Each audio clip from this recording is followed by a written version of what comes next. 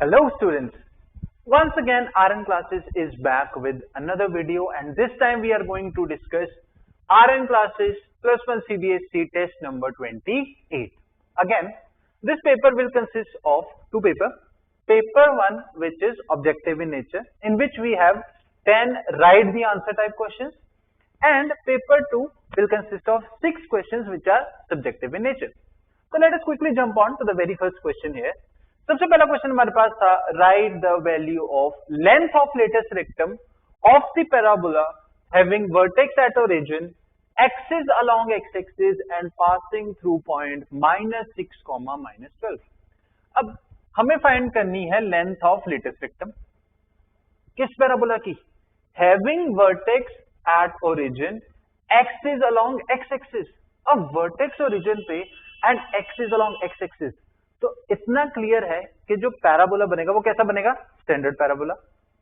अब vertex origin पे axis x axis पे वी नो स्टैंडर्ड पैराबोला किस फॉर्म का हो सकता है. It will be either opening in rightward direction, ऐसा पैराबोला भी बन सकता है. इसका वर्टेक्स है ओरिजिन पे, axis is along x axis. और पॉसिबिलिटी क्या थी हमारे पास, सेकेंड स्टैंडर्ड पैराबोला हमारे पास with vertex at origin axis along x axis कौन सा होगा, ओपनिंग टुवर्ड्स लेफ्ट साइड. अब either this is the case और दिस इज द केस. अब ये डिसाइड कैसे करें कि इन दोनों में से कौन सा पैराबोला होगा. इसके लिए हमें एक चीज और गिवन थी, it is passing through point -6, -12. अब -6, -12 पॉइंट कहां होगा, थर्ड क्वाड्रेंट में. थर्ड क्वाड्रेंट में ये वाला पैराबोला तो नहीं है, तो अगर पॉइंट यहां है तो ये पॉइंट पैराबोला पे तो लाई नहीं करेगा, तो ये वाला केस तो नहीं हो सकता. तो definitely this is the case. अब अगर ये केस है और हमें गिवन है कि पॉइंट क्या है, इस पैराबोला पे लाई करता है, तो लेट्स से -6, -12 कोई पॉइंट यहां पर है तो इस पैराबोला पे लाई करता है. अब हमें चाहिए थी length of latus rectum. Length of latus rectum किसके इक्वल होती है, 4a के इक्वल. तो बेसिकली अब हमें a तक पहुंचना है. a तक कैसे पहुंचे, a तक पहुंचने के लिए हमें पता है कि ये पॉइंट इस पैराबोला पे लाई करता है. इस पे लाई करता है तो इसकी इक्वेशन को क्या करेगा, सेटिस्फाई करेगा. इस पैराबोला की इक्वेशन क्या होगी, it will be of the form y² is equal to -4ax. और ये पॉइंट इस पे लाई करता है तो इसको सेटिस्फाई करना चाहिए. सेटिस्फाई करेगा तो y की जगह आया -12 whole square is equal to -4a into x की जगह पे आपके पास आ गया -6. अब ये आपके पास बन गया 144 इज इक्वल टू 24a.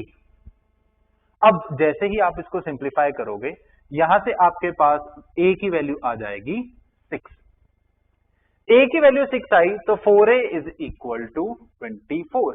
इसका मतलब length of latest rectum of this parabola is 24 units. Moving on to question number 2. Question 2 था हमारे पास, if the equation of the circle passing through point, तो हमें given a circle is passing through point 2, 4 and having center at the intersection of line x minus y is equal to 4 and 2x plus 3y is equal to -7 is given by, ये equation given है, then write the value of b minus c plus a.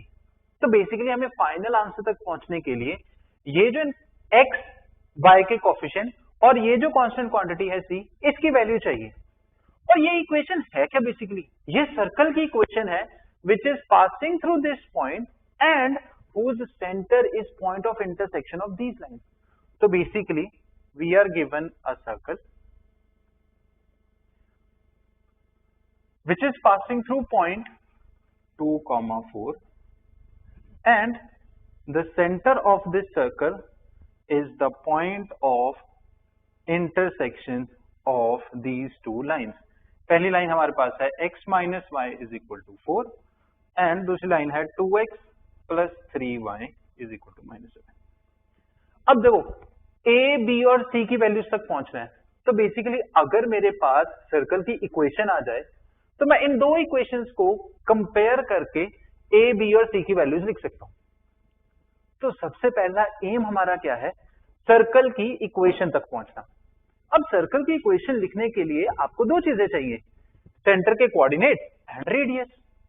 अब centre के coordinate कैसे find करें, हमें given है centre is point of intersection of these two line. तो इसका मतलब अगर इन लाइंस को साइमल्टेनियसली सॉल्व करूंगा तो ये जो पॉइंट ऑफ इंटरसेक्शन आएगा that will be the centre. तो इन दोनों लाइंस को साइमल्टेनियसली सॉल्व करोगे, जैसे ही सॉल्व करोगे सेंटर के कोऑर्डिनेट आपके पास आ जाएंगे 1,-3। सेंटर के कोऑर्डिनेट आ गए, अब बचा रेडियस। रेडियस क्या होता है, radius is distance of all these points from the centre. तो अगर इन सभी पॉइंट का डिस्टेंस है तो इन दोनों पॉइंट्स के बीच में जो डिस्टेंस होगा दैट इज ऑल्सो रेडियस। तो बेसिकली मैं डिस्टेंस फॉर्मूला की हेल्प से ये डिस्टेंस निकाल लेता हूं। तो रेडियस किसके इक्वल है, radius is basically equal to square root of 2 - 1 whole square plus 4 minus of -3 that will be +3। तो ये हो जाएगा 4 + 3 होल स्क्वायर। तो यहां से आपके पास रेडियस आ गया √50।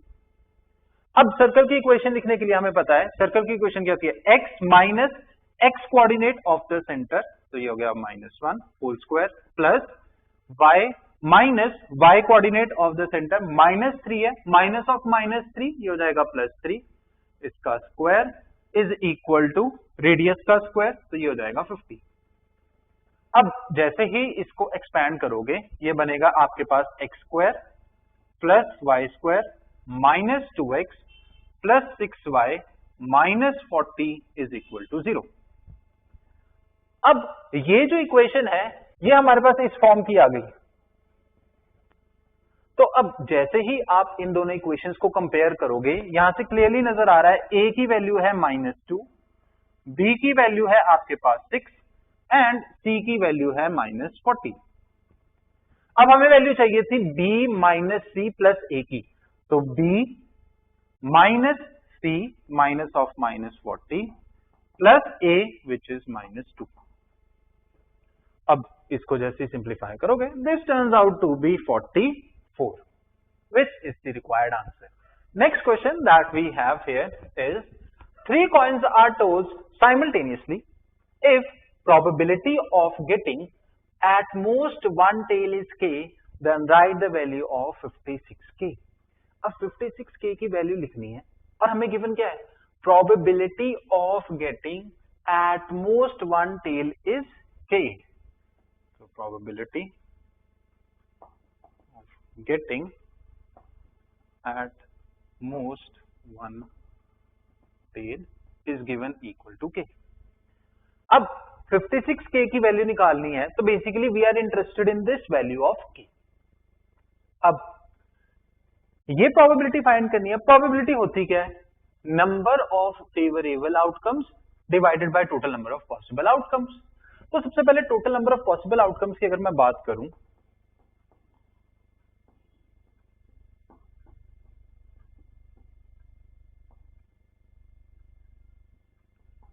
तो वो कितने होंगे। अब 3 coins are tossed simultaneously, 3 coins को टॉस किया है साइमल्टेनियसली, तो टोटल आउटकम्स कितने होंगे, जितने वेज में आप इन 3 प्लेसेस को फिल कर सको। अब पहली प्लेस पे हमें पता है either it will be head और टेल, यानी कि फर्स्ट प्लेस को फिल करने के 2 वेज। अच्छा दूसरी प्लेस पे भी, यानी कि जब दूसरा कॉइन टॉस हुआ तो उस केस में भी either it will be head और टेल, तो यहां पर भी हमारे पास 2 ऑप्शन। सिमिलरली थर्ड वाले पे भी हमारे पास 2 ऑप्शन। अब तीनों कॉइन साइमल्टेनियसली टॉस किए, मतलब ये तीनों इवेंट कैसे हैं, साइमल्टेनियसली अकर हो रहे हैं, तो बीच में आएगा मल्टीप्लिकेशन का साइन बाय मल्टीप्लिकेशन रूल। अब इसका टोटल करोगे तो ये हो गए 8। तो टोटल पॉसिबल आउटकम्स ही हमारे पास 8 है। अब फेवरेबल आउटकम क्या है हमारी, getting at most one tail. अब इस केस में सिर्फ 8 ही आउटकम है। हम फेवरेबल इवेंट्स बहुत ही तेजी से लिख सकते हैं अगर हम क्या लिख लें, सैंपल स्पेस। तो हम लोग सैंपल स्पेस बना लेते हैं। सैंपल स्पेस क्या होगी, sample space will be 3 coins are toss, तो हो सकता है हमारे पास तीनों हेड हो, और क्या पॉसिबिलिटी है, 2 हेड हो और 1 टेल हो, अब जरूरी थोड़ी है कि टेल इसी पोजीशन पे आएगी, हो सकता है पहले हेड आ जाए, फिर टेल आ जाए, फिर हेड आ जाए। और क्या पॉसिबिलिटी थी कि सबसे पहले टेल आ जाए, फिर हेड आ जाए, फिर हेड आ जाए। अब दो हेड्स और एक टेल वाले, यही तीन पॉसिबल आउटकम्स थे। और पॉसिबिलिटी क्या थी, एक हेड और दो टेल्स आ जाएं। अब क्या ये सिर्फ इसी में आ सकते हैं? हो सकता है पहले पे टेल हो, दूसरे पे हेड हो और तीसरे पे भी टेल हो। और पॉसिबिलिटी क्या थी, पहले दो पे टेल हो, तीसरे पे हेड हो। और कोई पॉसिबल आउटकम बनेगा? नहीं बनेगा। लास्ट हमारे पास क्या बचा, तीनों की तीनों ही क्या हो जाएं, टेल हो जाएं। तो अब अगर काउंट करोगे 1 2 3 4 5 6 7 एंड 8, तो ये 8 आउटकम्स बनेंगी हमारे पास। अब फेवरेबल कितनी थी हमारे पास? फेवरेबल है getting at most one tail, ज्यादा से ज्यादा एक टेल। मतलब या तो कोई भी टेल ना हो, अब कोई भी टेल ना हो वाला तो एक ही केस है, when there are all head, या फिर एक टेल हो। एक टेल कब होगी, जब दो हेड और एक टेल। सिमिलरली ये वाला केस और ये वाला केस। तो अगर आप फेवरेबल आउटकम्स देखो तो फेवरेबल कौन कौन से हैं, ये वाला, ये वाला, ये वाला और ये वाला, यानी कि 4 फेवरेबल आउटकम्स हैं।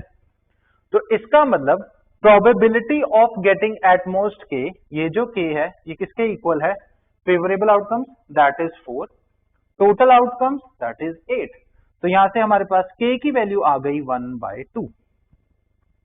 अब हमें किसकी वैल्यू फाइंड करनी थी, 56k की। तो 56k किसके इक्वल हो जाएगा, 56k is equal to 56 into 1/2। Simplify करोगे ये आ जाएगा 28। तो final answer is 28. Moving on to the next question. Next we have question number 4 here. The focus of a parabolic reflector is at a distance of 8 centimeter from its vertex. If the mirror is 18 centimeter deep, then write the length of its diameter. अब ये जो आपके पास parabolic reflector है, ये किसी भी shape का हो सकता है ये पैराबोलिक रिफ्लेक्टर ऐसा हो सकता है ये ऐसा हो सकता है ये ऐसा हो सकता है ये ऐसा हो। हम कोई एक केस कंसिडर कर लेते हैं।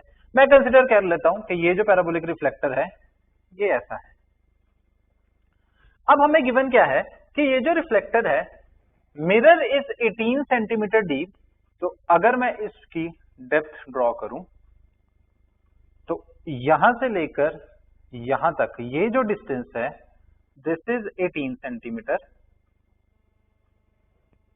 And we have to write the length of its diameter. Length of diameter find करनी है, तो बेसिकली हमें ये जो लेंथ है ये टोटल लेंथ हमें फाइंड करनी है, ये हमारा टारगेट है। अब देखो हमें वर्किंग करनी आती है किस पे, स्टैंडर्ड पैराबोलास पे। तो हम इसको भी स्टैंडर्ड पैराबोला में कन्वर्ट कर लेते हैं। कैसे? With the help of geometry of axis. मैं सपोज कर लेता हूं कि ये जो पैराबोलिक रिफ्लेक्टर है इसका वर्टेक्स है at origin and axis is along x axis. Axis along x axis consider कर ली, तो ये आ गई हमारे पास एक्स एक्सिस। सेंटर से पास करती हुई एक्स एक्सिस के परपेंडिकुलर ये जो आई हमारे पास line, this is y axis. अब एक्स एक्सिस आ गई, वाई एक्सिस आ गई, तो इसकी इक्वेशन किस फॉर्म की होगी, y square is equal to 4ax। अब हमें फाइंड करनी थी ये लेंथ। हमें पता क्या है, we know that a parabola is symmetric about its axis। इसका मतलब जितना ये डिस्टेंस है उतना ये डिस्टेंस होगा। तो अगर मैं सिर्फ इतना डिस्टेंस फाइंड कर लूं तब भी हमें क्या पता चल जाएगी, तब भी हमें इसका डायमीटर मिल जाएगा। तो अब हमारा टारगेट है ये लेंथ फाइंड करनी है। अब इस लेंथ तक कैसे पहुंचे? अब देखो हमें तो दो डिस्टेंसेस पता है, एक ये पता है, एक ये फाइंड करना है। सपोज कर लेते हैं दिस इज h। अब इस लेंथ और इस लेंथ के कॉरेस्पॉन्डिंग हम इस पैराबोला पे एक पॉइंट लिख सकते हैं। कौन सा? ये वाला पॉइंट। ये 18 सेंटीमीटर, ये 18 सेंटीमीटर, तो ये भी 18 सेंटीमीटर। इसका मतलब x कोऑर्डिनेट हो गया 18, y कोऑर्डिनेट होता है directed distance from x axis, तो ये हो गया h। ये पॉइंट मिल गया। अब इस पॉइंट का यूज कैसे करें? एक वेरिएबल है, एक ही कंडीशन चाहिए हमें, एंड दैट इज कि अगर ये पॉइंट इस पैराबोला पे लाई करता है तो इसकी इक्वेशन को क्या करेगा, सेटिस्फाई। अब इक्वेशन हमें पता है इस फॉर्म की होगी, ए की वैल्यू तो पता ही नहीं। क्वेश्चन अगर तुम ध्यान से पढ़ो तो क्वेश्चन में गिवन था कि parabolic reflector is at a distance of 8 centimetre from its vertex. Focus given है 8 सेंटीमीटर डिस्टेंस पे, कहां से? वर्टेक्स से। और ए होता क्या है? Distance of vertex from the focus. तो ए ऑलरेडी गिवन था हमें, ए इज 8 सेंटीमीटर। तो यहां से हमारे पास इक्वेशन बन गई y square is equal to 32x। अब ये पॉइंट इस पे लाया करता है, इसकी इक्वेशन को सेटिस्फाई करेगा, वैल्यू सब्स्टिट्यूट कर दो। y की जगह पे आपके पास आ गया h square is equal to 32, x की जगह पे रखा 18। जैसे ही सिंप्लीफाई करोगे यहां से h की वैल्यू आ जाती है 24। अब अगर h 24 है तो ये टोटल कितना हो जाएगा? 48। इसका मतलब diameter of this parabolic reflector is 48 centimeters. Next we have, if the eccentricity of an ellipse whose length of lattice rectum is 1/4 the length of its major axis is k, then write the value of 20k square. तो basically हमें given है कि eccentricity of the ellipse is k under what condition? Length of lattice rectum, length of lattice rectum is 1/4 the length of its major axis. अब length of lattice rectum किसके equal होती है? Length of lattice rectum is 2b square by a. This is equal to 1/4 length of major axis. Length of major axis is 2a. अब यहां पे 2 से 2 cancel हो जाएगा, आपके पास बन रहा है a square is equal to 4 times b square. अब जैसे ही स्क्वायर रूट लोगे a is equal to 2b आ गया हमारे पास। अब इसेंट्रिसिटी हमें पता है, इसेंट्रिसिटी क्या होती है? Eccentricity is the ratio of c by a, और a हमें किसके इक्वल मिल गया? 2b के। अगर मैं a को रिप्लेस कर दूं 2b के साथ तो इसेंट्रिसिटी बन गई c अपॉन 2b। नाउ अगर मुझे c भी इन टर्म्स ऑफ b मिल जाए तो मेरे पास यहाँ पे b से b कैंसिल हो जाएगा और इसेंट्रिसिटी मिल जाएगी, यानी कि k मिल जाएगा। तो टारगेट हमारा क्या है? c को इन टर्म्स ऑफ b लिखना है। हमें a in terms of b पता है, c को इन टर्म्स ऑफ b कैसे लिखे? एलिप्स के केस में हमें एक रिलेशन भी तो पता है। We know that b square is equal to a square minus c square. तो ये आपके पास बना b square is equal to a हमारे पास था 2b के equal, a square is 4 times b square minus c square. तो यहां से आपके पास c स्क्वायर किसके इक्वल आ गया? 3 टाइम्स b स्क्वायर। तो c की वैल्यू आ गई √3b। ध्यान से प्लस माइनस नहीं डालना, यहाँ पे c और b कैसे है? डिस्टेंसेस है, हमेशा पॉजिटिव। अब c की वैल्यू आ गई √3b, c की वैल्यू रिप्लेस करोगे तो e is equal to √3b upon 2b। यहाँ पे b से b कैंसिल हुआ, इसेंट्रिसिटी आ गई आपके पास √3/2, यानी कि k मिल गया हमें, k इज √3/2। हमें वैल्यू किसकी चाहिए थी? 20 टाइम्स k स्क्वायर, यानी कि 20 इंटू इसका स्क्वायर किया तो ये बनेगा 3/4। 4 1 4, 4 5 25 इंटू 3 15। तो 20k square is basically equal to 15, which is the final answer. Moving on to question number 6. Question 6 says, two unbiased dice are thrown. The probability of getting a doublet or a sum of 7 is k. Then write the value of 27k square. अब दो dice को throw किया है, तो सबसे पहले अगर मैं बात करूं total number of possible outcomes तो वो कितने होंगे? 36, राइट? तो हमें गिवन था कि टोटल पॉसिबल आउटकम्स आर 36। अब कहता क्या वो? Probability of getting a doublet और अ सम ऑफ 7। दो इवेंट्स आ गए, गेटिंग अ डबलेट और अ सम ऑफ 7, तो इवेंट्स डिफाइन कर लेते हैं. Let E be the event of getting a doublet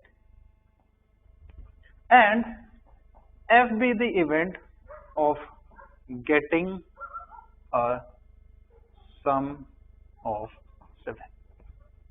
अब हमें गिवन क्या है? Probability of getting a doublet either this or a sum of 7. तो प्रोबेबिलिटी ऑफ E और F is given equal to K. E और F का मतलब we are given probability of E union F is K. अब probability of E union F किसके equal होगी? Probability of E plus probability of F minus probability of E and F, यानी कि E intersection F, this is equal to K. तो अब K की value तक पहुंचने के लिए हमें ये तीन चीजें चाहिए. अब एक वे तो ये है कि सिर्फ 36 इवेंट्स हैं, जो 36 आउटकम्स हैं, तो आप 36 की 36 आउटकम्स स्टेट करके सैंपल स्पेस बना लो. लेकिन जो आपके पास इवेंट्स हैं वो काफी नाइस हैं और इजी हैं, तो रिक्वायर्ड नहीं है. डायरेक्टली भी लिख सकते हैं. कैसे? अब सबसे पहले event E getting a doublet. अब डबलेट कैसे कैसे होगा? डबलेट का मतलब दोनों डाइस पे सेम नंबर, यानी कि पहले पे 1 तो दूसरे पे भी 1, पहले पे 2 दूसरे पे 2, 3 3 4 4 5 5 एंड लास्टली 6 6. यही बनेंगे और कोई पॉसिबिलिटी नहीं है. तो काउंट करोगे तो ये कितने हैं? 6 आउटकम्स हैं. इसका मतलब इवेंट E के कॉरेस्पॉन्डिंग हमारे पास 6 फेवरेबल आउटकम्स हैं. 6 फेवरेबल आउटकम्स हैं, 36 टोटल आउटकम्स हैं. तो प्रोबेबिलिटी ऑफ E क्या हो गई? 6/36 प्लस प्रोबेबिलिटी ऑफ F यानी कि गेटिंग अ सम ऑफ 7. अब दो डाइस पे सम 7 कैसे कैसे आ सकता है? अगर पहले डाइस पे 1 आया तो 1 के साथ सम 7 बनाने के लिए क्या चाहिए हमें? 6. तो मतलब दूसरे डाइस पे 6 आना चाहिए. अगर फर्स्ट डाइस पे 2 आया तो दूसरे पे 5 आना चाहिए. अगर पहले पे 3 आया तो दूसरे पे 4. अगर पहले पे 4 आया तो दूसरे पे 3. अगर पहले पे 5 आया तो दूसरे पे 2. अगर पहले पे 6 आया तो दूसरे पे 1. और कोई पॉसिबिलिटी नहीं है. अगेन काउंट करोगे तो 6 आउटकम्स बनी. इसका मतलब इवेंट F के कॉरेस्पॉन्डिंग भी 6 फेवरेबल आउटकम्स हैं. Favourable 6, total 36. तो probability of F is again 6/36 minus. अब probability of E and F यानी कि डबलेट भी होना चाहिए एंड सम 7 भी होना चाहिए. अब अगर ध्यान दो, इन दोनों सेट्स में कोई भी कॉमन आउटकम नहीं है. इसका मतलब ये जो E और F है ये दोनों कैसे इवेंट्स थे? Mutually exclusive events. अब म्यूचुअली एक्सक्लूसिव इवेंट है, कॉमन आउटकम नहीं है, तो probability of E intersection F क्या हो जाएगी? 0. तो this is 0 is equal to K. तो K की वैल्यू हमारे पास यहां से आ गई. K is equal to 12/36. तो ये हो गया 1/3. अब हमें किसकी वैल्यू चाहिए थी? हमें वैल्यू चाहिए थी 27 K स्क्वायर की. तो 27 इंटू K इज 1/3. 1/3 का स्क्वायर किया 1/9. सिंप्लीफाई करोगे तो ये आ जाएगा 3. तो 3 is the final answer. Next we have question number 7 here. If the point -15, K lies on the hyperbola whose foci are ±8, 0 and eccentricity is 4/3, then write the value of K square by 3. अब जब K square by 3 की value लिखनी है, K square की value लिखने के लिए हमें चाहिए किसकी वैल्यू? K की. तो हमारा टारगेट है K की वैल्यू तक पहुंचना. अब K तक कैसे पहुंचे? हमें गिवन है ये जो पॉइंट है ये हाइपरबोला पे लाई करता है. अब एक ही वेरिएबल है, एक कंडीशन चाहिए और वो उन्होंने साफ साफ दे दी कि ये पॉइंट हाइपरबोला पे लाई करता है. एंड अगर कोई भी पॉइंट किसी कर्व पे लाई करता है तो उसकी इक्वेशन को क्या करेगा? सेटिस्फाई. तो इसी कंडीशन का हमें यूज करना है. तो बेसिकली अगर ये हाइपरबोला पे लाई करता है तो हाइपरबोला की इक्वेशन को सेटिस्फाई करना चाहिए. तो हमारा टारगेट क्या है? सबसे पहले हमें हाइपरबोला की इक्वेशन चाहिए, तभी हम इस पॉइंट को उस इक्वेशन में रख के सेटिस्फाई करवा पाएंगे और वहां से K की वैल्यू आएगी. अब हाइपरबोला की इक्वेशन लिखने के लिए हमें गिवन था कि फोसाई आर ±8, 0. अगर ध्यान दो तो फोसाई जो हैं वो किस पे लाई करते हैं? एक्स एक्सिस पे. और इन फोसाइज को ज्वाइन करते लाइन सेगमेंट का मिड पॉइंट कहां पे होगा? ओरिजिन पे। इसका मतलब centre of hyperbola will be eight origin, axis हो जाएगी अलोंग एक्स एक्सिस, तो आपके पास स्टैंडर्ड हाइपरबोला बनेगा कैसा? Whose transverse axis is along x axis. तो आपके पास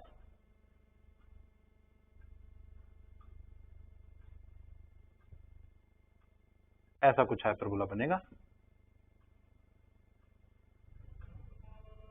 जिसके हमें फोसाई गिवन है +-8,0, तो से यहां पर है 8,0 और यहां पे -8,0। अब इस हाइपरबोला की इक्वेशन किस फॉर्म की होती है? We know equation will be of the form x² upon a² minus y² upon b² is equal to 1। इस फॉर्म की इक्वेशन होगी। अब हमें a और b की वैल्यू चाहिए। हमें गिवन थे फोसाई के कोऑर्डिनेट, फोसाई के कोऑर्डिनेट +-8,0, तो हमें क्या पता है? हमें बेसिकली c की वैल्यू पता है, that c is equal to 8। अब a और b तक कैसे पहुंचे? एक चीज और गिवन थी, we are given that eccentricity is 4/3 and eccentricity किसके इक्वल होती है? c/a। अब इसेंट्रिसिटी है 4/3, c की वैल्यू हमें पता है 8, तो यहां से हमारे पास a की वैल्यू आ जाएगी एंड इसको सिंप्लीफाई करोगे तो a की वैल्यू आ जाती है यहां से 6। a की वैल्यू 6 आई तो ये इक्वेशन बन गई आपके पास x²/36 माइनस y²/b² की वैल्यू चाहिए। अब a पता है, c पता है, b फाइंड आउट कर सकते हो। हमें a, c और b में रिलेशन भी तो पता है। We know in case of hyperbola b² is equal to c² minus a², तो b² will be equal to, c था हमारे पास 8, इसका स्क्वायर किया 64 माइनस a² इज 36, तो b² की वैल्यू आ गई हमारे पास 28। b² आ गया 28, तो ये आ गई हमारे पास इक्वेशन ऑफ हाइपरबोला। अब जो हमारे पास पॉइंट था -15, क्या करेगा? इस इक्वेशन को सेटिस्फाई करेगा, तो सेटिस्फाई करेगा तो वैल्यू सब्स्टिट्यूट कर दो। तो x की जगह पे रखा -15, तो ये बना -15² अपॉन 36 माइनस y² की जगह रखा था k, तो ये हमारे पास बनेगा k²/28 इज इक्वल टू 1। अब जैसे ही आप यहां से सिंप्लीफाई करोगे, यहां से आपके पास k² की वैल्यू आ जाती है 147। हमें क्या फाइंड करना था? k²/3, k²/3 फाइंड करना था, तो k² को 3 से डिवाइड किया। सिमिलरली 147 को 3 से डिवाइड करोगे, ये आ जाएगा 49। तो the final answer is 49। Moving on to question number 8. Question 8 says 6 boys and 6 girls sit in a row at random. If the probability that 6 girls sit together is m, then write the value of 11m up to 2 decimal places. हमें given क्या है? Probability of 6 girls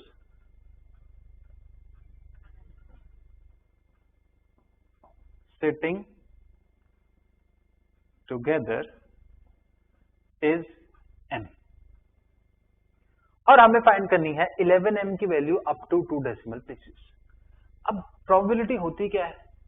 number of favourable outcomes divided by total number of outcomes. अब सबसे पहले अगर मैं बात करूं टोटल नंबर ऑफ आउटकम्स की, तो टोटल नंबर ऑफ आउटकम्स कितने होंगे? जितने वेज में आप 6 बॉयज एंड 6 गर्ल्स को अरेंज कर सको एट दोस 12 सीट्स। अब 6 बॉयज और 6 गर्ल्स यानी कि टोटल आपको 12 ऑब्जेक्ट्स को अरेंज करना है, टेकन ऑल टुगेदर। तो ये है क्या? Basically number of permutations of 12 objects taken all at a time, which is 12p12, and in fact this is nothing but 12 factorial. अब फेवरेबल आउटकम्स क्या है हमारे? that all 6 girls are sitting together, यानी कि G1, G2, G3, G4, G5 and G6। ये जो हमारे पास 6 girls हैं, ये सारी की सारी इकट्ठी बैठी होनी चाहिए, तो इनको हम एक ऑब्जेक्ट कंसिडर कर लेते हैं। तो अब हमें कौन से केसेस की काउंट करनी है?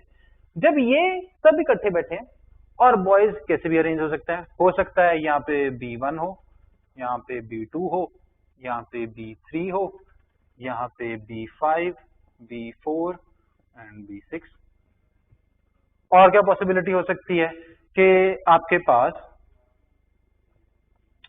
यहाँ पे आ गया B1, B3, इसके बाद ये 6 गर्ल्स आ गई, इसके बाद B4, B3, तो यहाँ पे B2, B5, B6, तो ऐसे ऐसे जितने केसेस बनेंगे वो सारे काउंट करने हैं।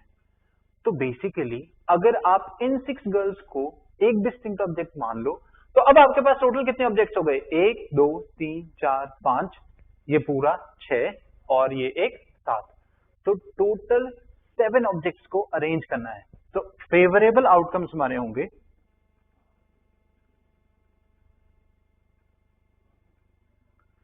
जितने वेज में आप इन 7 ऑब्जेक्ट्स को अरेंज कर सको, that is 7 factorial. Now the question arises कि क्या 7 फैक्टोरियल सही आंसर है? ये जो गर्ल्स आपने एक बंडल में कंसिडर की, अब जरूरी थोड़ी है गर्ल 1 पहले आएगी, फिर 2 आएगी, 3 4 5 6, ये भी तो आपस में अरेंज हो सकती हैं। अब these 6 girls can be arranged in how many different ways? 6p 6 ways, that is 6 factorial ways। And since ये अरेंजमेंट साइमल्टेनियस है, तो यहाँ पे क्या आ जाएगा? मल्टीप्लीकेशन का साइन। तो ये आ गई हमारे पास फेवरेबल आउटकम्स। तो यानी कि probability of 6 girls sitting together, that is m, is basically equal to 7 factorial into 6 factorial divided by 12 factorial. अब जैसे ही आप इसको सिंप्लीफाई करोगे, यहां से आपके पास m की वैल्यू आ जाती है 1/132। m की वैल्यू आएगी 1/132, तो 11m आपके पास आ जाएगा 1/12। इसको सिंप्लीफाई करोगे, ये बनेगा 0.0833 अप्रोक्सीमेटली। अब हमें किस तक चाहिए थी? We need the value of 11m up to 2 decimal places. Up to 2 decimal places देखोगे तो ये बनेगा 0.08। So the final answer is 0.08. Moving on to second last question of paper 1. Question हमारे पास है, if equation of the circle passing through point, तो हमारे पास क्या है? We have a circle passing through 2 points 3, 2, 3, -2 and -2, 0, and having its center on the line, center of this circle lies on the line 2x minus y is equal to 3, is this, then write the value of pq plus m square minus q। Again circle की equation given है कि इस form की होगी, और हमें final answer तक पहुंचने के लिए x का कोफिशिएंट यानी कि p, y का कोफिशिएंट q, और ये जो कांस्टेंट क्वांटिटी m, इसकी वैल्यू चाहिए। अब अगर मैं किसी तरह से सर्कल की इक्वेशन को इस फॉर्म में लिख लूं, तो कंपेयर करके I can write the value of p, q and m। तो सबसे पहला हमारे पास टारगेट क्या है?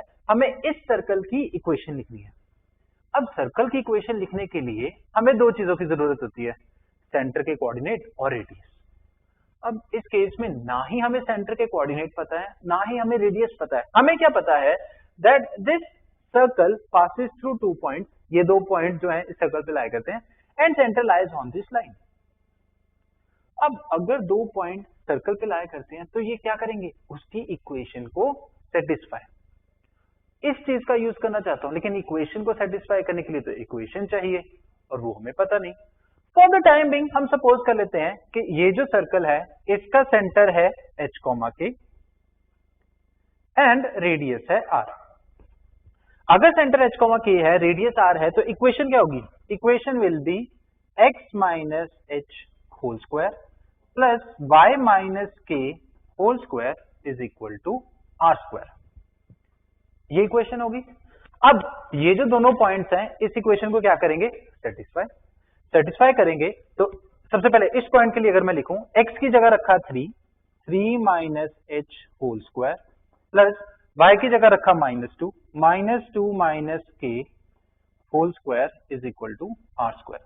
अगर मैं इसको एक्सपैंड कर दूं तो ये आपके पास बनेगा h square plus k square minus 6h plus 4k plus 13 is equal to r square.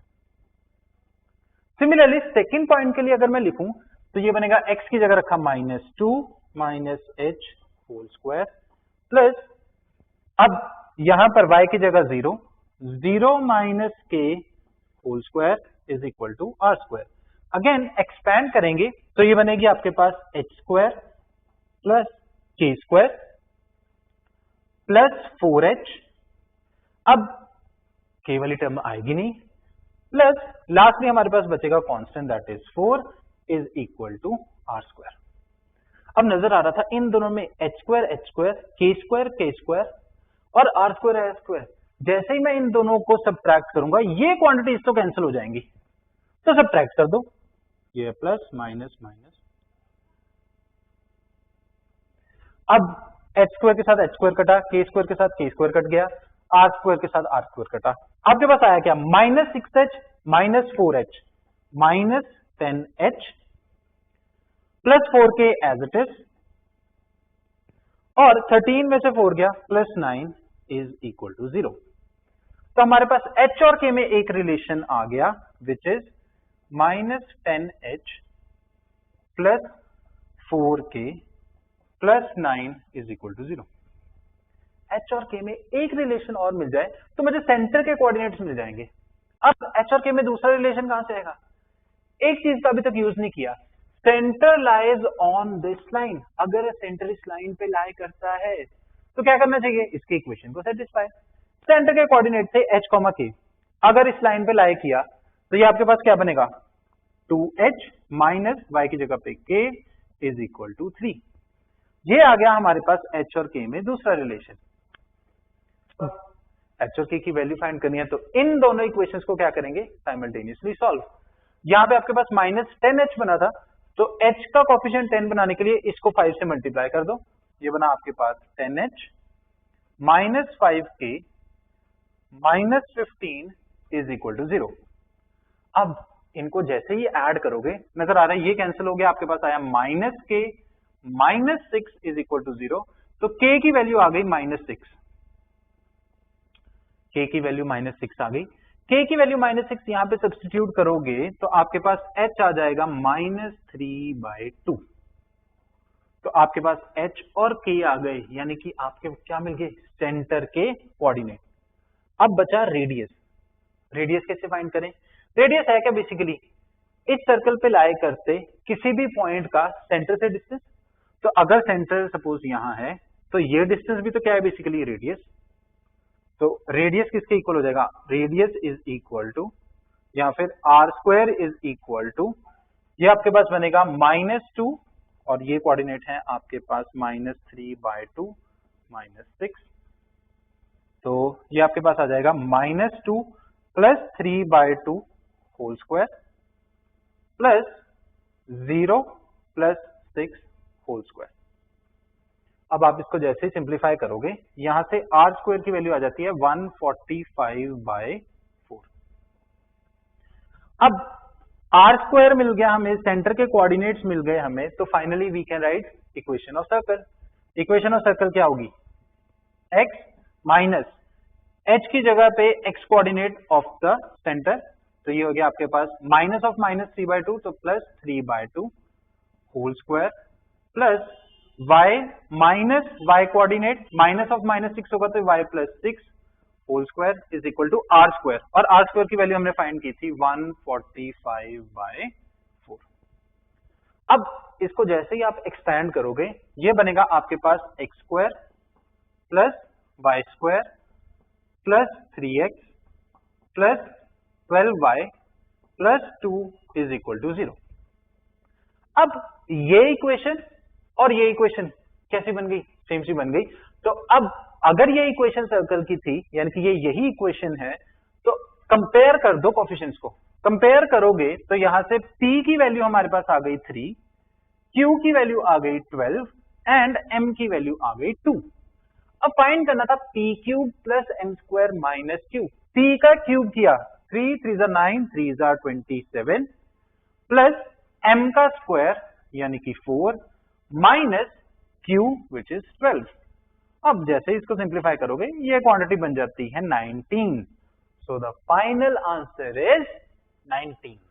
Finally, the last question of paper number 1 we have here.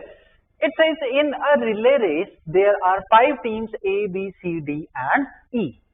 If the probability of C and E finishing the race at first 2 positions, so basically C and E they are finishing the race at first 2 positions in any order. तो C first हो सकती है या फिर E first हो सकती है, C second हो सकती है या E second हो सकती है। Is P, then write the value of 240P. अब और क्या गिवन है? Assuming that all finishing orders are equally likely and sample space consists of first 3 places only. मतलब sample space में कौन से outcomes हैं? वो सारे जिनमें teams किस पे आ रही हैं? Either at first position or at second position or at third position. Sample space में सिर्फ ये ही 3 positions occupy करने वाले events हैं। Clear? चलिए अब हमें गिवन क्या था? It says a probability of C and E finishing the race at first 2 position in any order is P, यानी कि probability of C and E finishing the race at first 2 positions is basically equal to P. हमें value find करनी है 240P की, तो basically हमें इस P की वैल्यू चाहिए। अब अगेन प्रोबेबिलिटी क्या थी? Number of favourable outcomes divided by total number of outcomes.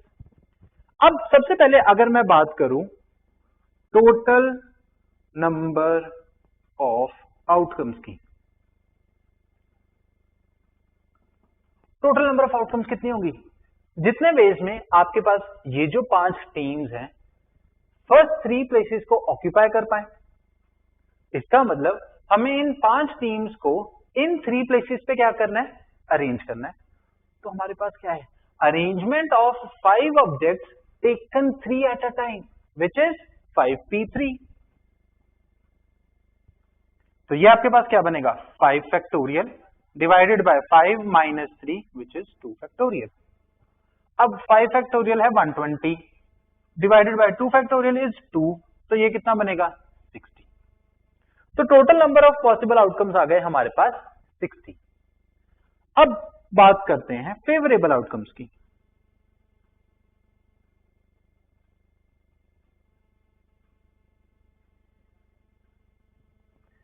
Favourable outcomes क्या है हमारे पास? जब C and E first 2 places पे ही आए। अब C और E फर्स्ट 2 प्लेसेस पे कैसे आ सकते हैं? मतलब इन 2 प्लेसेस पे तो हमें C और E को ही अरेंज करना है and they can be arrange in any order. तो 2 प्लेसेस पे 2 टीम्स को अरेंज करना है, कितने वेज में कर सकते हो? 2 फैक्टोरियल वेज। तो इन 2 प्लेसेस को फिल करने के हमारे पास 2 फैक्टोरियल वेज है। अब बची ये थर्ड पोजीशन। क्यों?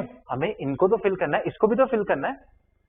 अब इन 2 पोजीशंस को तो फिल कर दिया, ये जो बची हुई पोजीशन है इस पे कौन कौन आ सकता है?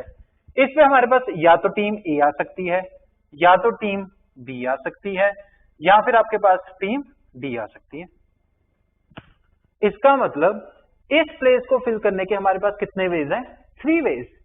तो फर्स्ट 2 प्लेसेस को फिल करने के 2 फैक्टोरियल वेज, लास्ट प्लेस को फिल करने के 3 वेज। अब ये प्लेसेस को साइमल्टेनियसली फिल करना है तो बीच में साइन कौन सा आएगा? मल्टीप्लाई का। अब इसको सिंप्लीफाई करोगे तो ये बन जाता है 6। तो इसका मतलब ये जो प्रोबेबिलिटी P है ये किसके इक्वल है? P is basically equal to 6/60। तो यहां से p की वैल्यू आ गई 1/10। हमें वैल्यू किसकी फाइंड करनी थी? 240p की। p 1/10 है तो 240p किसके इक्वल हो जाएगा? 24 के। So the final answer is 24. So this was the discussion of paper 1. Now we will discuss paper 2. चलिए, तो very first question of paper number 2 हमारे पास है, find the equation of circle concentric to the circle x square plus y square minus 4x plus 6y minus 51 is equal to 0 and passing through the point minus 10, 2. अब हमें condition क्या given है? हमें circle की equation find करनी है which is concentric to a given circle. अब circle की इक्वेशन लिखने के लिए हमें अगेन दो चीजें चाहिए, सेंटर के कोऑर्डिनेट एंड रेडियस। अब सबसे पहले सेंटर के कोऑर्डिनेट्स तक कैसे पहुंचे? हमें गिवन था कि जो हमारा रिक्वायर्ड सर्कल है that is concentric with this circle. तो हमारे पास सिचुएशन कुछ ऐसी थी, तो ये हमारे पास एक सर्कल है जिसकी इक्वेशन हमें गिवन है एंड हमारा जो सर्कल है that is concentric with this circle. अब बहुत सारे केसेस बनेंगे, से दिस इज द केस, ठीक है, and the given circle is passing through the point -10, 2। अब ये जो हमारे पास सर्कल है इसकी इक्वेशन हमें लिखनी थी। इसकी इक्वेशन लिखनी है तो सेंटर के कोऑर्डिनेट चाहिए। अब कंसेंट्रिक है और ये वाले हमारे सर्कल की इक्वेशन गिवन है, तो इस सर्कल की हेल्प से आप सेंटर के कोऑर्डिनेट्स निकाल सकते हो। अब सेंटर के कोऑर्डिनेट कैसे लिखेंगे? इक्वेशन हमें गिवन थी x square plus y square minus 4x plus 6y minus 51 is equal to 0। अगर मैं इस इक्वेशन को लिख लूं in the form x minus h whole square plus y minus k whole square is equal to r square, तो यहां से मेरे पास सेंटर के कोऑर्डिनेट्स और रेडियस दोनों ही चीजें आ जाएंगी। तो बेसिकली अब मुझे क्या करना है? स्क्वायर्स कंप्लीट करने। स्क्वायर कंप्लीट करने के लिए मैं x वेरिएबल वाली टर्म्स को एक साइड कर लेते हैं, ये बना x square minus 4x plus y square plus 6y, constant की साइड चेंज कर दी 51। अब ये जो आपके पास माइनस 4x था इसको हम क्या लिख सकते हैं? -2 इंटू 2 इंटू x। सिमिलरली ये जो आपके पास प्लस 6y है इसको मैं लिख सकता हूं +2 इंटू 3 इंटू y। अब क्लियरली नजर आ रहा है ये आपके पास टर्म क्या बनी? a square minus 2ab। तो स्क्वायर कंप्लीट करने के लिए हमें और क्या चाहिए? b स्क्वायर, तो 2 का स्क्वायर चाहिए था। 2 का स्क्वायर दोनों साइड ऐड कर दो तो आपके पास बना x square minus 2 into 2 into x plus 2 square plus और 2 स्क्वायर इस साइड भी ऐड कर दिया 51, 2 का स्क्वायर दैट इज 4 प्लस। अब सिमिलरली यहां पर हमारे पास क्या है? a square plus 2a into b square और चाहिए, तो b क्या है यहाँ पे? 3 का स्क्वायर ऐड कर दो तो ये बना y square plus 2 into 3 into y plus 3 square. अब इस साइड ऐड किया है तो इक्वालिटी मेंटेन करने के लिए यहाँ पे भी ऐड कर दिया 9 और ये भी कंप्लीट हो गया। अब ये हमारे पास बन गया x minus 2 whole square plus y plus 3 whole square is equal to, ये आपके पास बन गया 64। अब 64 को हम बेसिकली क्या लिख सकते हैं? 64 can be written as 8 square. अब इस इक्वेशन और इस इक्वेशन को कंपेयर करोगे तो क्लियरली नजर आ रहा है h किसके इक्वल आ गया? h इज 2 एंड k किसके इक्वल है? 3 के। ध्यान से k इज -3। तो ये जो आपके पास सर्कल है इसके सेंटर के कोऑर्डिनेट आ गए 2, -3। तो अब जो हमारा रिक्वायर्ड सर्कल है सेंटर के कोऑर्डिनेट्स आ गए, हमें क्या चाहिए? रेडियस। और रेडियस क्या होता है? सर्कल पे लाया करते किसी भी पॉइंट का सेंटर से डिस्टेंस। और एक नाइस सा पॉइंट हमें दे रखा था कि इस सर्कल पे लाया करता एक पॉइंट है -10, 2। अगर ये पॉइंट गिवन है तो इस पॉइंट का सेंटर से डिस्टेंस भी किसके इक्वल होगा? रेडियस के इक्वल। तो यहां से रेडियस कैलकुलेट कर लेते हैं। रेडियस आपके पास बनेगा r is equal to positive square root of -10 -2 whole square plus 2 minus of -3 करूंगा तो ये बनेगा 2 + 3, तो ये बना आपके पास -12² प्लस 5²। सिंप्लीफाई करोगे r की वैल्यू आ जाती है r इज इक्वल टू 13।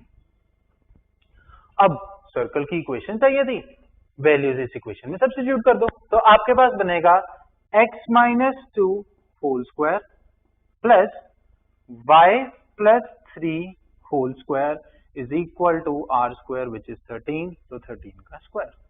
तो ये जो हमारे पास इक्वेशन आई, this is the required equation of the circle. Moving on to question number 2 of paper 2। अब क्वेश्चन नंबर 2 हमारे पास है, if A and B are two mutually exclusive events such that probability of A0 is 3/4 and probability of B is 2/5, find the value of probability of A union B and probability of A intersection B। अब ध्यान से पहले, सबसे पहले जो important चीज हमें given थी, A and B are two mutually exclusive events। अगर A और B दो म्यूचुअली एक्सक्लूसिव इवेंट्स हैं, तो we know that A intersection B will be an empty set, and in fact अगर A intersection B empty set है, तो this implies probability of A intersection B will be 0। ये हमें given है। अब find क्या करना था, फाइंड करना है probability of A union B। इसके लिए और हमें क्या गिवन था, we are given probability of A0 is 3/4 and probability of B हमें given है, that is 2/5। अब probability of A union B किसके इक्वल होगी, probability of A union B is probability of A plus probability of B minus probability of A intersection B। This is probability of A union B।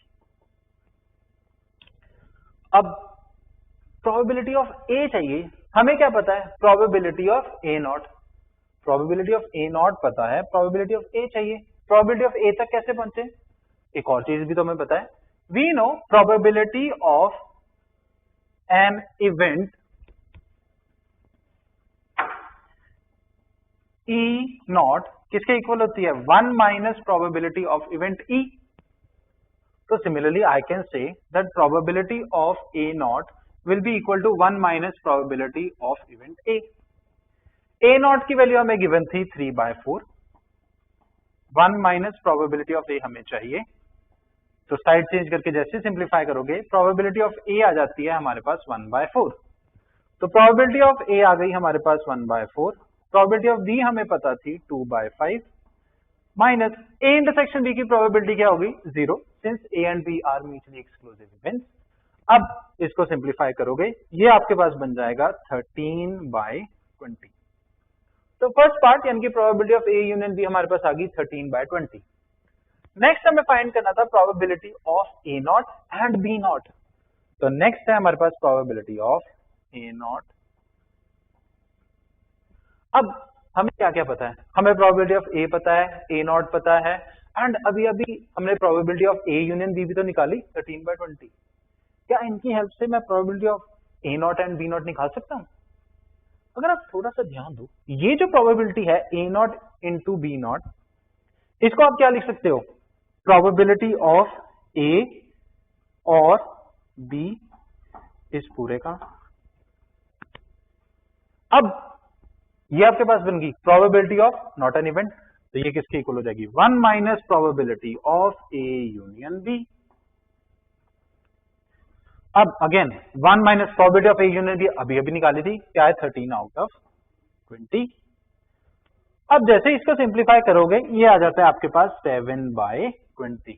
तो probability of A0 and B0 क्या होगी, 7/20। Next we have question number 3 है, and वो कहता है for the ellipse 3x² + 2y² is equal to 48। तो ellipse की equation given थी हमें, 3x² + 2y² is equal to 48। Find the coordinates of foci, eccentricity and length of lead spectrum. अब foci के कोऑर्डिनेट बताने हैं, इसेंट्रिसिटी बतानी है and length of lead spectrum.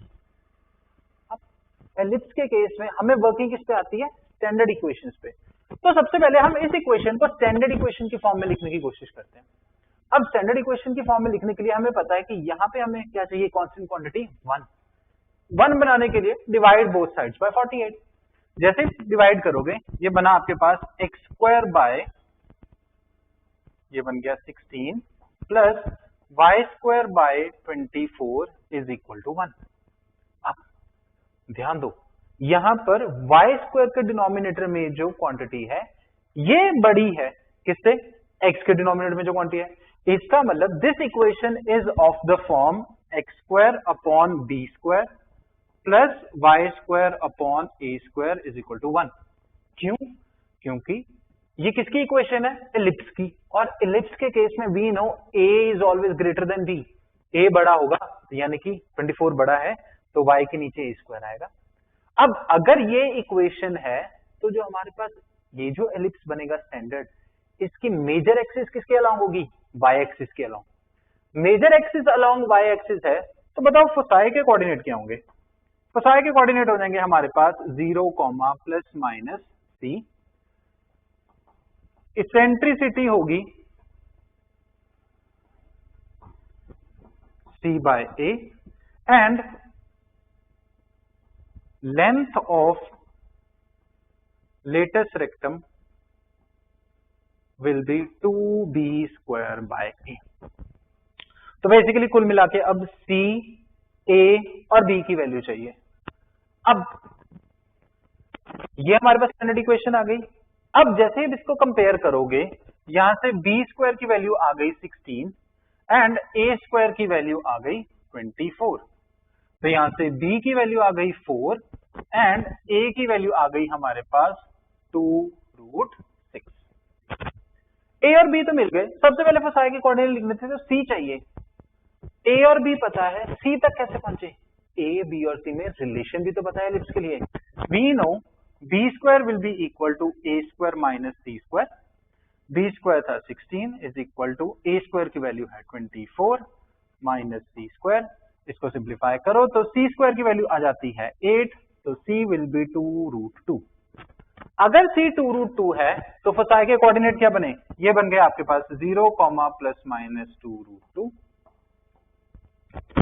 Eccentricity क्या थी, c बाय a, c की वैल्यू है 2√2 अपॉन a की वैल्यू है 2√6। सिंप्लीफाई करोगे तो ये बन जाएगा 1/√3। क्लियर? अब बची length of latus rectum. Length of latus rectum क्या है, 2 into b square, b square है 16 अपॉन a की वैल्यू है 2√6। इसको सिंप्लीफाई करो, ये बनेगा 8√6/3।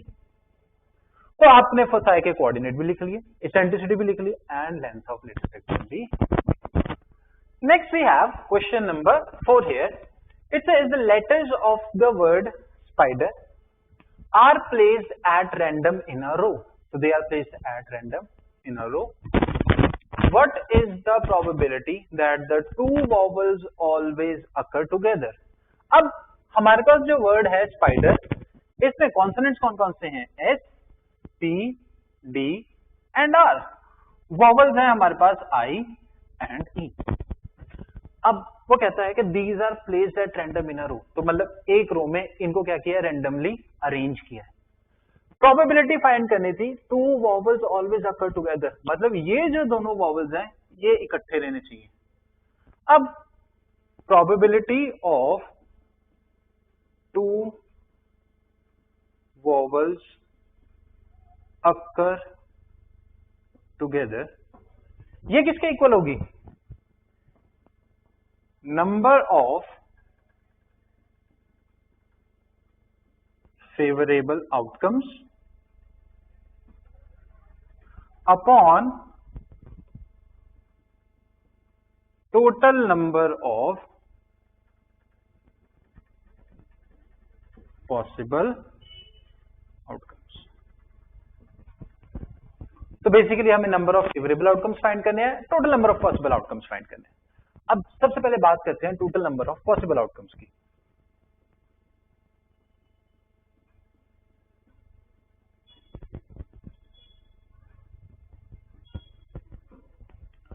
टोटल पॉसिबल आउटकम्स कितने होंगे, उतने ही होंगे जितने वेज में आप इन 6 लेटर्स को 6 प्लेसेस पे अरेंज कर सको, टेकन ऑल टुगेदर, सबके सबको इकट्ठे लेके करना है, यानी कि arrangement of 6 object taken all together which is 6p6। और 6p6 क्या बनेगा, ये नथिंग बट 6 फैक्टोरियल, और 6 फैक्टोरियल पता है हमें किसके इक्वल होता है, 720 के इक्वल। तो total number of possible outcomes तो होंगे 720। अब आ जाओ फेवरेबल आउटकम्स पे।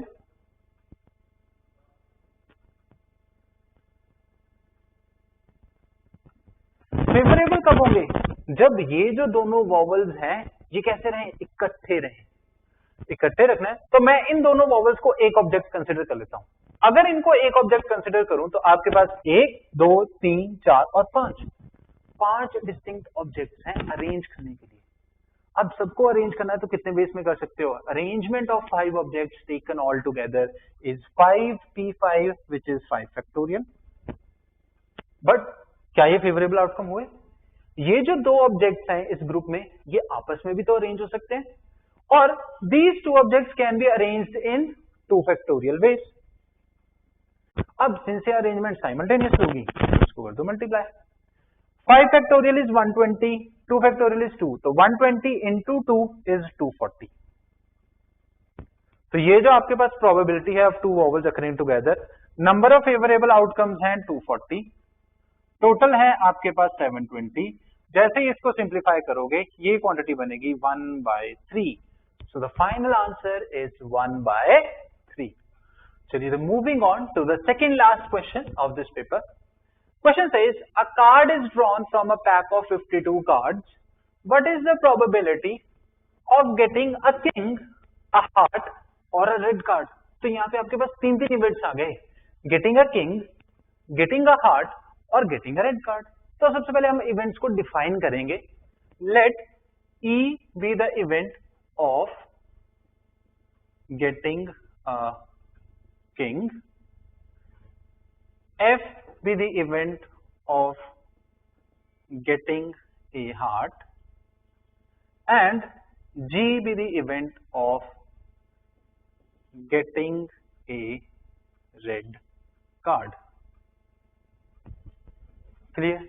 अब हमें फाइंड क्या करना है, find the probability of getting a king, यहां से किंग आ जाए, और अ हार्ट और अ रेड कार्ड। तो फाइंड क्या करें हम लोग, प्रोबेबिलिटी ऑफ ई और एफ और जी, मतलब probability of E union F union जी।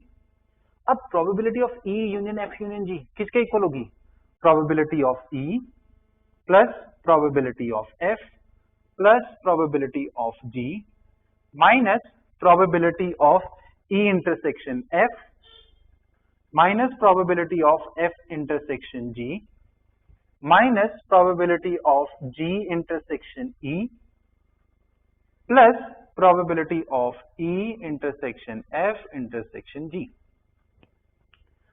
तो basically probability of E union F union G तक पहुंचने के लिए हमें ये सारी टर्म्स फाइंड आउट करनी पड़ेंगी। अब इनको इवैल्यूएट करना स्टार्ट करते हैं। सबसे पहले बात करें प्रोबेबिलिटी ऑफ ई की। प्रोबेबिलिटी ऑफ ई क्या है, गेटिंग अ किंग। अब प्रोबेबिलिटी ऑफ ई फाइंड करनी है तो प्रोबेबिलिटी ऑफ ई क्या होगी, favourable outcomes upon total number of outcomes. तो सबसे पहले टोटल नंबर ऑफ आउटकम्स की बात करते हैं। टोटल नंबर ऑफ आउटकम्स कितने होंगे,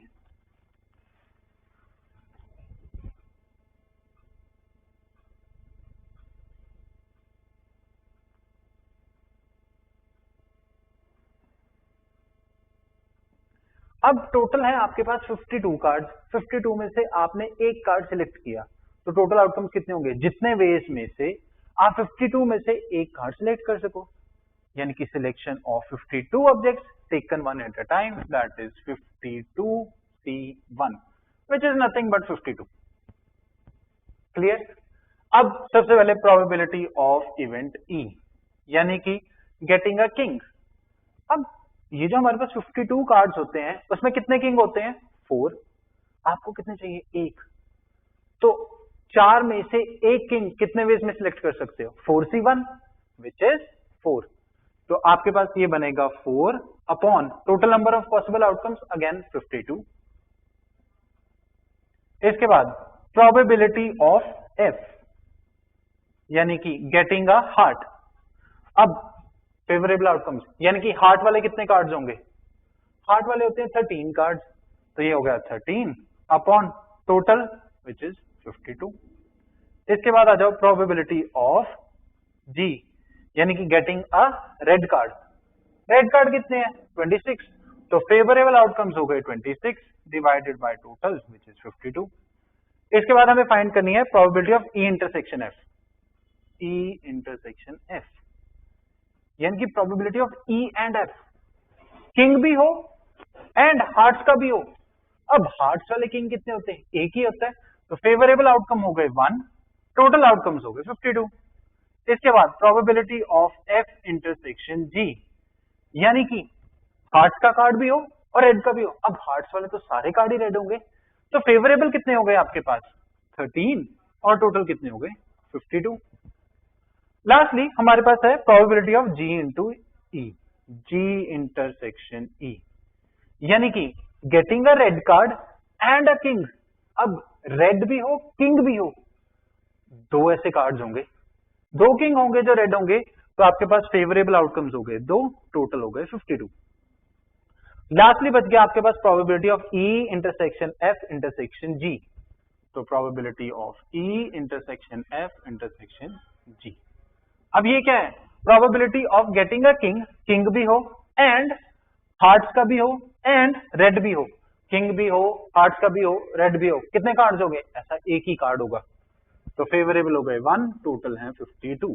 अब ये सारी वैल्यूज को इस रिजल्ट में सब्स्टिट्यूट कर दो, तो ये आपके पास बना 4/52 प्लस 13/52 प्लस 26/52 और ये आ गया -1/52 माइनस 13/52 माइनस 2/52 प्लस 1/52।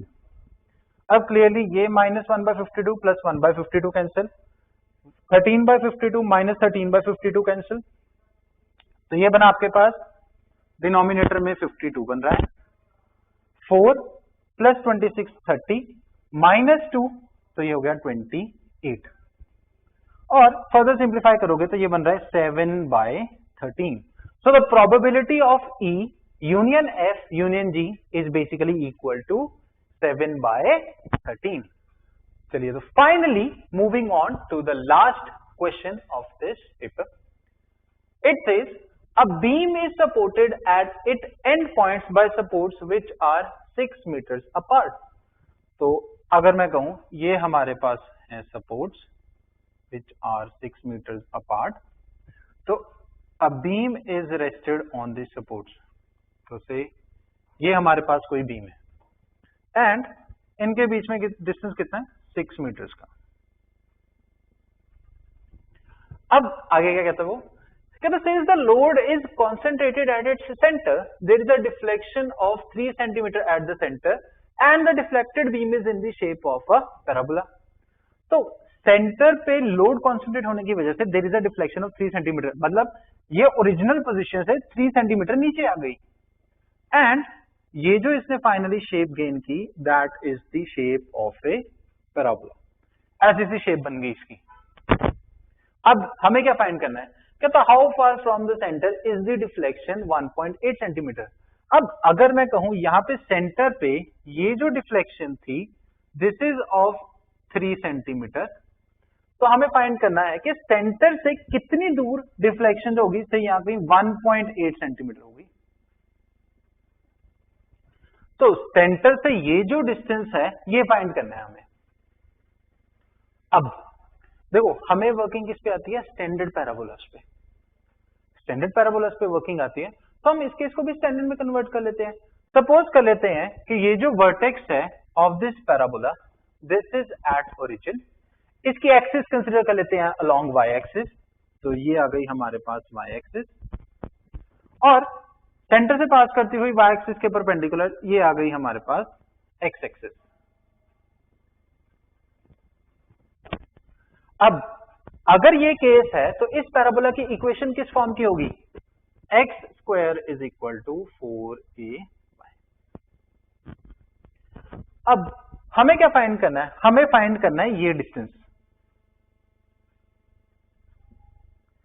ये डिस्टेंस फाइंड करना है। सपोज कर लेते हैं ये डिस्टेंस है h। अगर ये डिस्टेंस फाइंड करना है तो ये डिस्टेंस कैसे फाइंड कर सकते हैं? इस डिस्टेंस के कॉरेस्पॉन्डिंग अगर मैं पैराबोला पे ये जो पॉइंट है इसके कोऑर्डिनेट लिख लूं, तो ये जो पॉइंट है ये क्या करेगा, इस पैराबोला पे लाया करता है, तो उसकी इक्वेशन को क्या करेगा, सेटिस्फाई। तो मतलब हमें क्या चाहिए, इसकी इक्वेशन भी चाहिए।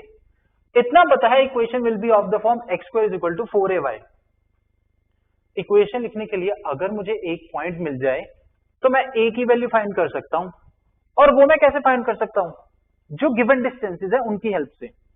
ये टोटल डिस्टेंस था 6 मीटर यानी कि 600 सेंटीमीटर। तो ये डिस्टेंस कितना हो जाएगा, this distance will be 300 centimetre. अब मुझे ये डिस्टेंस पता है, ये 300 सेंटीमीटर है और ये डिस्टेंस 3 सेंटीमीटर है, ये 300 है, ये 3 है। तो इन दोनों डिस्टेंसेस के साथ ये जो एंड पॉइंट था इसके कोऑर्डिनेट लिख सकता हूं मैं।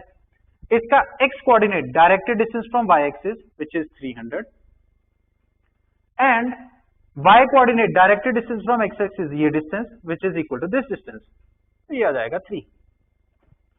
अब ये इस पैराबोला पे लाई करता है तो इसकी इक्वेशन को सेटिस्फाई करेगा, तो वैल्यूज को सब्स्टिट्यूट कर दो। x की जगह पे रखा 300, तो 300 square is equal to 4a, y की जगह पे रखा 3। सिंप्लीफाई करोगे तो यहां से a की वैल्यू आ जाती है 7500। तो आपके पास इक्वेशन बन गई x² is equal to 4a, करोगे तो 4a की वैल्यू बन जाएगी 30,000 इंटू y। अब हमारा टारगेट तो ये h था, इस h के लिए भी हम ये जो पॉइंट है इसके कोऑर्डिनेट लिख सकते हैं, से दिस पॉइंट इज p। अब इसके कोऑर्डिनेट, सबसे पहले x coordinate directed distance from y axis which is h, and y coordinate क्या होगा, directed distance from x axis, ध्यान से ये वाला डिस्टेंस। अब टोटल डिस्टेंस था 3, 1.8 निकाल दो तो ये कितना होगा 1.2। तो directed distance from x axis is 1.2 centimetre. तो ये आ गया आपके पास 1.2। तो ये आ गया हमारे पास पॉइंट P। अब अगेन ये जो पॉइंट है ये भी इस पैराबोला पे लाया करता है, तो उसकी इक्वेशन को क्या करेगा, सेटिस्फाई करेगा। तो सब्स्टिट्यूट कर दो, x की जगह पे रखा h, तो ये बना h² is equal to 30,000 into y की जगह पे आ गया आपके पास 1.2। यहां से आपके पास h² बन रहा है, h² is equal to 36,000। h² 36,000 बना तो h बनेगा आपके पास 60√10 सेंटीमीटर। इसका मतलब 60√10 सेंटीमीटर फ्रॉम द सेंटर, जो डिफ्लेक्शन होगी दैट विल बी 1.8 सेंटीमीटर। तो this was the discussion of test number 28। I hope कि आपने इस डिस्कशन को एंजॉय किया, and if you did learn something from this video, do like this video, share it with your friends, and make sure you subscribe the channel for further such updates.